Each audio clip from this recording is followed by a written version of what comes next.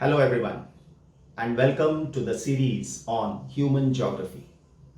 Today we shall learn the chapter the world population, and that will be with reference to one is distribution, density and growth of population. Now my first question, which country ranks first in the world when it comes to population? Your answer will be China. I always say India because Indians are not just living in India, they're living all over the world. And if they all come back, India will rank first. My second question, what is the use of learning about population?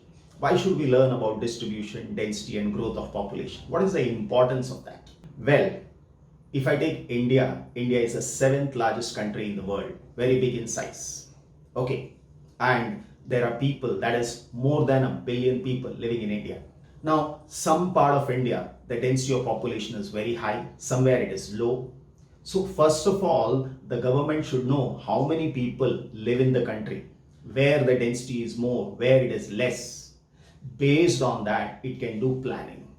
So for any kind of planning, what is required is numbers. And that is why it is important to know about the distribution, density and growth of population, not only of India, any part of the world. Now, what is the difference between a developed country and a developing country? What is the difference? Well, you will say standard of living. Standard of living is high in the developed nations and it is low in the developing nations. Per capita income is high in the developed nations and per capita income is low in the developing nations. Okay, that much is fine. But over and above that, if you look carefully, the main difference between a developed and a developing country is the people. Now, why people are the resource of any country? The reason is it is the people who make use of the resources that are available in the country. Second, it is the people who elect their representatives, and these representatives make policies that are beneficial to the country. That is why it is important to know how many people live in the country, how many are male, how many are female, how many children are born each year, how many people live in rural areas, number of people living in urban areas, and so on. Now, let us have a look at the world map. When you have a look at the world map, what do you see? We see the distribution of density of population. What do we understand by the word density? Density means how dense the population is in any place. And how is density measured? Density is measured as number of people living in each square kilometer. Supposing I take a big area and that comes to 10 square kilometer and there are 100 people living. So in each square kilometer, how many people live? So I will come to the answer, that is 10. So density of population means number of people living per square kilometer. Now in the world, there are urban areas and there are rural areas. When it comes to urban areas, the people live in buildings, in towers, in skyscrapers. And the density of population in an urban area will always be high. On the other hand, if we take rural areas means it is villages. Villages, the people live in hundreds. And then major part of the village is agricultural land.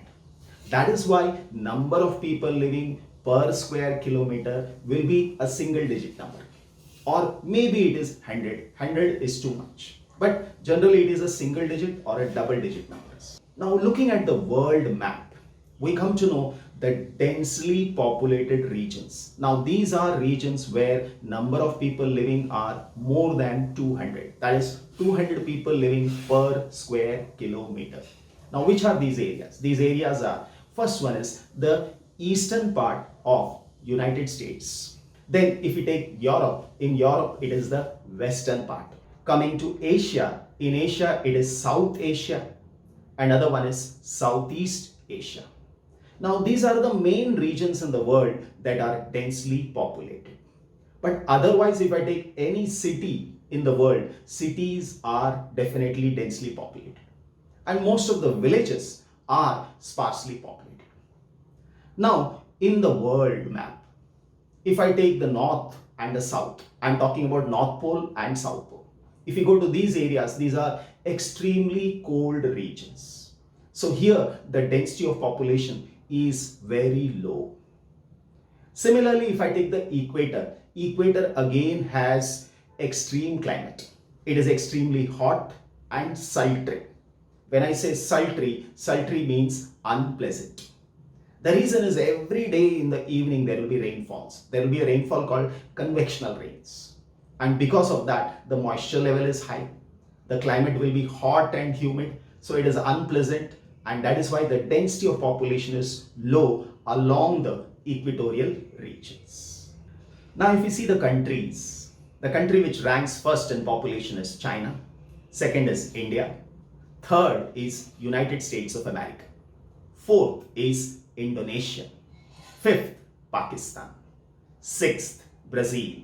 Seventh, Nigeria. Eighth, Bangladesh. Ninth, Russia. And 10th is Mexico. Now, if I take these 10 countries, 6 lies in Asia. So, the factors that influence the distribution of population of any area is, first one, geographical factor. Second, economic factor. Third is the social and cultural factor. And fourth one is political factor. If you look at geographical factors, we will look into availability of water. Then it is landforms, climate, and soil of the place. Talking about the first one, availability of water. Whenever we try to settle in any place, first thing we will look into is availability of water. Because we need fresh water for drinking, bathing, cooking, even for industries, agriculture, and that is why it is the most important factor. Even if you look at the ancient civilizations, they have developed along the river valleys. The second important factor is landforms. When I say landforms are mainly made up of mountains, plateaus, and plains. We all understand what are mountains. What are plateaus? Plateaus are land at a higher altitude. So if I say Mumbai, which is along the coastal areas, is plains because it is just 5 to 30 meters above the sea level. But if I take Pune or Nasik, it is around 500 meters above the sea level. So these regions come in the category of plateaus. So among the landforms we have mountains, we have plateaus, and we have plains. Okay. Now talking about mountains, people don't prefer to settle on mountains because they have steep slopes. And most of the mountains in India, if you go to Himalayas, they are covered with snow, or else they are covered with dense forest. So mountains in our country are mainly reserved for either snow or it is for different type of forest. The second one is the plateau region in our country. If I take plateau region in our country, they are moderately populated because these are areas where we will also find minerals. So here in some areas mining happens. In some areas agriculture is practiced. So there will be some pockets, some cities which are densely populated. Otherwise, the entire plateau region of India is moderately populated. Then we have the northern plains, which is the fertile land, and the coastal regions of India. So when I take the fertile plains, definitely they are densely populated because the land is fertile and there is availability of water because plenty of rivers flow in that region. Next one is the coastal areas. The coastal areas are also densely populated. There are many cities that lie along the coastal areas. Say it is Mumbai or even this entire state Goa. Then in Karnataka we have Bangalore. In Kerala we have Kochi. When I come to the eastern side we have Chennai, Vishakhapatnam, Paradweep, Kolkata. They are all along the coastal areas. And these are all densely populated regions. Now, coastal areas have moderate climate.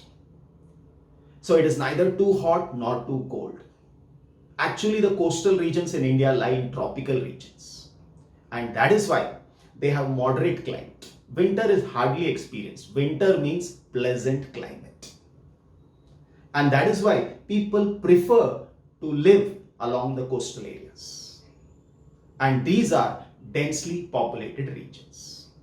So landforms play an important role. When it comes to plains, people prefer to live there. When it is plateaus, people do live in these regions. But then the density of population is not very high. It is moderate. And when it is mountainous regions, here it is sparsely populated. Then it is western part of Rajasthan. Here again there is extreme climate. And so people don't prefer to live in such areas. So in such areas, the density of population is less. The next factor is soil. Now in some regions, the soil is fertile, so the density of population is high. And in some regions, the fertility is low, and so the density of population is low. People generally prefer loamy soil.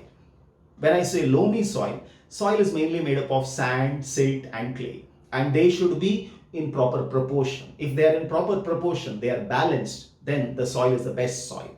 So if it is alluvial soil in India, or black soil or red soil, fine. But they should be loamy soil. Loamy is a soil which is balanced. Then that is the best soil for agricultural activities. People prefer such fertile lands, and there the density of population definitely is high. Next one is the economic factor. And the economic factor is made up of, first one, availability of minerals, urbanization and industrialization.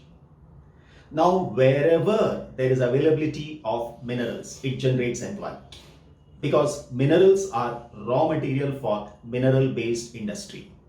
Supposing it is iron and steel industry, it mainly requires iron ore, manganese ore, coal, limestone. And if it is available in the nearby areas, definitely there will be industries. Like in India, along the Chota Nagpur plateau regions, which is rich in minerals. We also have mineral based industries, and it provides employment to a lot of people. The next factor is industrialization. Industrialization means development of industries. Now in any region, if there is development of industries, means there is plenty of job opportunities, and this attracts many people to such areas. Now these does not just include factory workers, but it can be transport operators, shopkeepers, bank employees, doctors, teachers and other service providers. The Kobe Osaka region of Japan is a densely populated region. The reason is presence of multiple industries. Now the next one is social and cultural factor. Now there are some places of social and cultural significance. So that will also attract a lot of people to those areas. People will prefer to go and settle in those areas. In the same way, there are some places from where the people will tend to move away. The reason is there is social or political unrest in that area. If the people suffer from any epidemic or starvation in their country, they prefer to leave their country and settle in some other country. Similarly, there are political factors. The political factor that drives people from their mother country includes persecution and government restrictions on citizens. Say the Jews were persecuted for many years in Europe, especially during World War II. Many decided to leave and find new homes in the US and other countries. Then the communist governments in Europe and Asia placed many restrictions on the people, and many people from Poland, Russia and other countries decided to leave and find freedom. The most common factor for forced migration around the world is conflict. Most recently, the world's focus has been on Rohingya crisis in Myanmar, with nearly 75% of the country's Muslim population fleeing to neighboring Bangladesh in the wake of violence and ethnic cleansing. In 2017, amid the escalation of ongoing tension and violence, even the United Nations deemed the plight of the Rohingya as the fastest growing refugee emergency in the world.